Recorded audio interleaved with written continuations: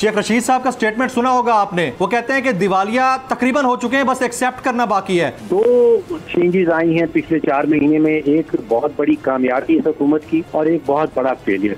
ये हुई है कि जो डिफॉल्ट का खतरा था, जो दिवालियापन का खतरा था, वो टल गया। अब जो फेलियर है वो महंगाई के हवाले से। डॉक्टर साहब, शेख रशीद साहब का स्टेटमेंट सुना होगा आपने।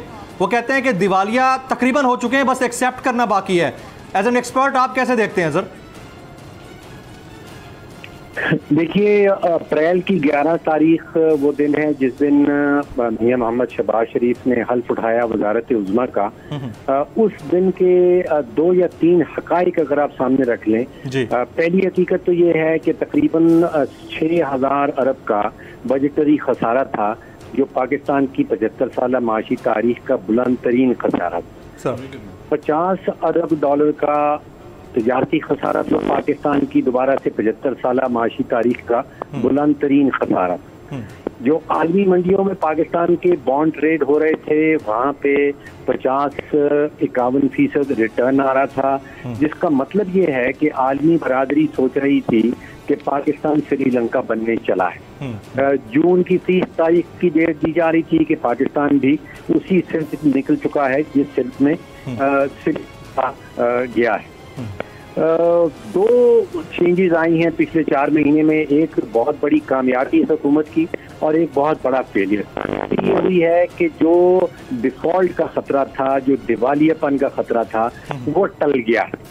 आलमी मंडियां क्लियर कट ये पैगाम दे रही हैं। अब वहाँ पे बॉन्ड की यील्ड 50 से कहीं 20-25% पे पहुंच गई है और उसका क्लियर कट पैगाम ये है कि पाकिस्तान का जो शॉर्ट टर्म के ऊपर दिवालियापन का, ये डिफॉल्ट होने का खतरा था, वो टल गया है।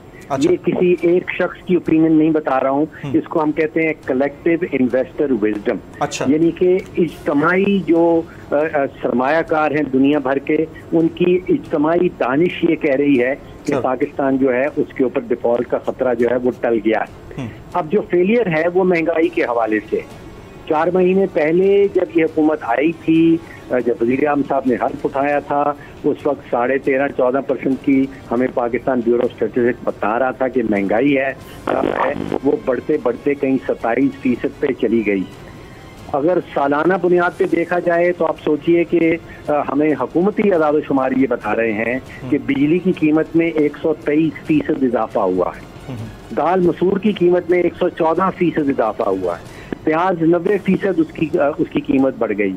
अब आप सोचिए कि पाकिस्तान में जो काम करने वाले लोग हैं, किसी की 10% तनख्वाह बढ़ी है, किसी की 15% तनख्वाह बढ़ी है, और यहाँ बिजली 123% और दाल मसूर 114%। तो ये महंगाई का जो कंट्रोल है, हुकूमत बस की बात नहीं लग रही, हुकूमत के कंट्रोल से बिल्कुल बाहर है। लेकिन ये कहना कि पाकिस्तान दिवालियापन की तरफ जा रहा है, डिफॉल्ट होने वाला है, ये कतई गलत है।